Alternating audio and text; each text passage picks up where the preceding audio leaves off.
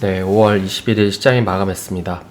이제 오늘은 그 장 초반 수급만 보면 이제 외국인과 기관이 주도를 했는데, 그래서 지수가 좀 좋았죠.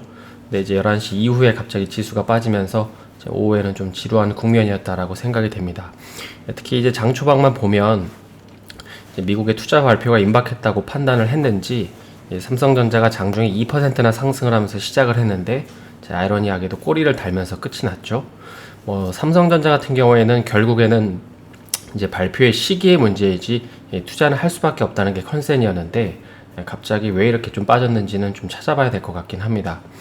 요즘에 이제 삼성전자를 보면 오늘도 그렇지만 최근 들어서 벌써 이제 두 번째 그 하향 리포트가 나오면서 연일 좀 안 좋은 내용들이 나오고 있죠. 그런데 한편으로는 그 뉴스 말고 자료들을 보면 이 서버 쪽 부문에서 그 가격도 다시금 올라오고 있고, 수요도 좀 엄청나게 늘어나고 있기 때문에 이제 좀 업황이 많이 좋아지고 있긴 한데요. 아직 뉴스로 좀 안 나와 있긴 하지만은 이건 나중에 한번 기회가 될 때 좀 자세하게 다루도록 하겠습니다. 이번 주 중요한 이벤트는 그 바로 내일 새벽에 열리는 한미 정상 그 회담이죠. 대략적으로 우리가 나올 얘기들은 좀 알고 있는데, 이제 시장에서는 좀 플러스 알파에 대해서 특히 궁금해하는 것 같습니다. 그리고 이제 특히 이런 국가 간의 정상회담 이후에 이 대규모 투자 발표가 있었다는 과거 전례를 보면 이번에도 내심 반도체나 2차전지 섹터들은 좀 어느 정도 기대를 좀 하고 있을 것 같은데, 과연 얼마나 좀 충족시켜줄지도 관전 포인트라고 생각을 합니다. 오늘은 그 여러분들이 잘 아시는 현대차, 개괄적으로는 알고 계시지만 좀 현대차에 대해서 얘기를 좀 해보려고 합니다.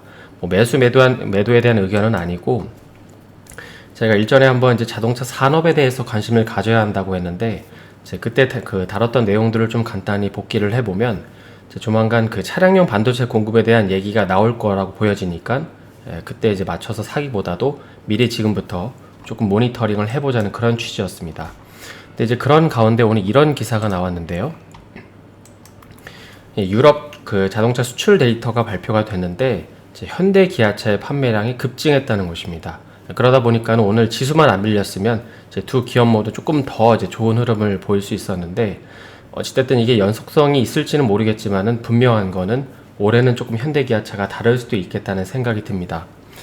현재 그 시장에서 현대 기아차를 바라보는 관점은 크게 세 가지인데요. 먼저 첫 번째는 중국과 미국 시장에 팔리는 판매 대수, 그리고 두 번째는 이 승용차보다 그 차값이 비싼 SUV 판매 비중이 얼마나 증가하는가, 여기에는 이제 제네시스도 포함이 되겠죠. 그리고 마지막 세 번째로 신차인 이 아이오닉이랑 또 기아의 EV6를 필두로 한 이 전기차 판매가 얼마나 늘어나는지입니다. 그래서 크게 이 세 가지 주요 포인트가 이 현대차 또 기아차를 바라보는 포인트인데, 이제 오늘은 그 중국 시장 얘기를 조금 더 깊게 해볼까 합니다. 사실 개인적으로는 다른 어떤 방금 말씀드린 이제 그 투자 포인트보다도 이 중국에서 의미 있는 수치들이 좀 찍히면 현대차가 좀 크게 한번 움직일 수 있다고 보여지는데, 일단 자세하게 내용을 살펴보기 전에 옛날 얘기를 좀 드리면, 사실 현대차는 여기 이제 제가 10년치 그래프를 가지고 왔는데, 보시면 2010년 중반부터 힘든 구간에 직면해 있습니다. 이게 주가에도 지금 고스란히 나타나 있죠. 그리고 그 이유는 단연 중국 때문이었습니다.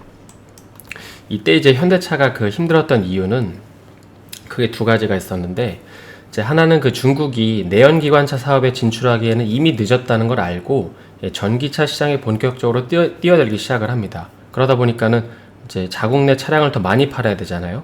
그래서 보조금을 엄청나게 지원을 해주는 것이죠.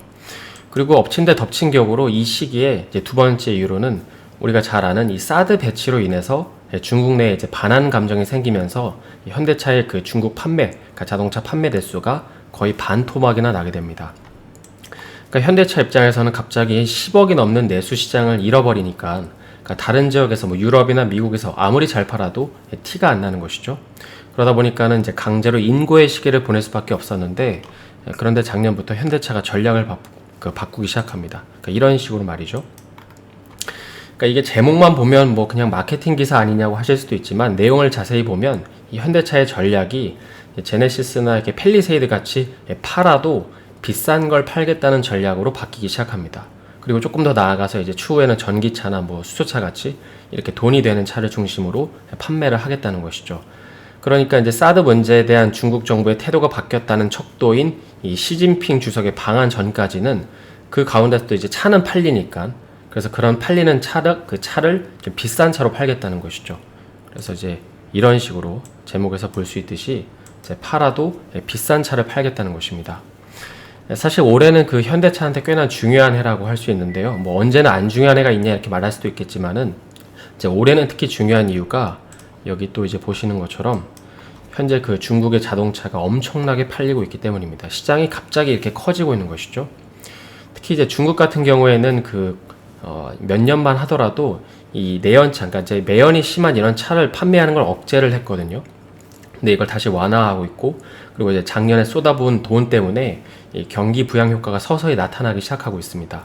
그리고 또 이 기사를 보시는 것처럼 이번에는 그 전기차 판매 확대까지도 염두에 두면서 이 번호판 구매 정책을 바꾸는 것이죠. 그러니까 이 번호판 구매 정책이라는 거는 그 예전에 중국 같은 경우에는 도시마다 이렇게 발급량에 좀 제한되어 있어서 이런 좀 차가 많은 도시들의 차를 더 내가 만약에 구매를 하고 싶으면 이 추첨이나 경매를 통해서 번호판을 확보를 해야 됐거든요.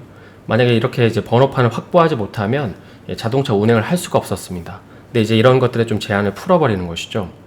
그래서 정리를 해보면 현재 중국 시장이 이렇게 커지려고 하는 시기에 만약에 현대차가 좀 의미 있는 실적을 거두지 못한다면 결국에는 이제 뒤처질 수밖에 없겠죠. 그러니까 중국에서 판 돈으로 다시 재투자해서 전기차나 이제 이 수소차의 기술력을 업그레이드 해야 되는데 그 시기를 이제 잃어버리는 것일 수 있기 때문입니다. 따라서 올해는 뭐 다른 이제 투자 포인트도 중요하겠지만 이 현대차 입장에서는 얼마나 중국 시장에서 시장 파일을 가져오는지가 굉장히 중요합니다. 그래서 이제 올해 현대기아차의 실적을 보면 1분기도 굉장히 잘 나왔지만 사실 턴어라운드 하는 거는 기정사실화되어 있는데 이게 과연 2014년 수준인지 2015년 수준인지 2016년 수준인지가 궁금한 것이죠. 왜냐하면 이제 어느 부분에 걸쳐 있느냐에 따라서 현대차에 대한 멀티플이 달라질 수 있을 것이기 때문입니다. 그래서 내가 만약에 뭐 현대차에 투자를 하고 있거나 현대차를 중심으로 어떤 부품사 벤더에 투자를 하기로 마음먹으신 분이 계시면 이제 다른 투자 포인트들도 있겠지만은 올해는 중국 공장에서 특히 중국 시장에서 차들이 얼마나 팔리는지 이런 것들을 계속 확인해 보시면 좋겠습니다.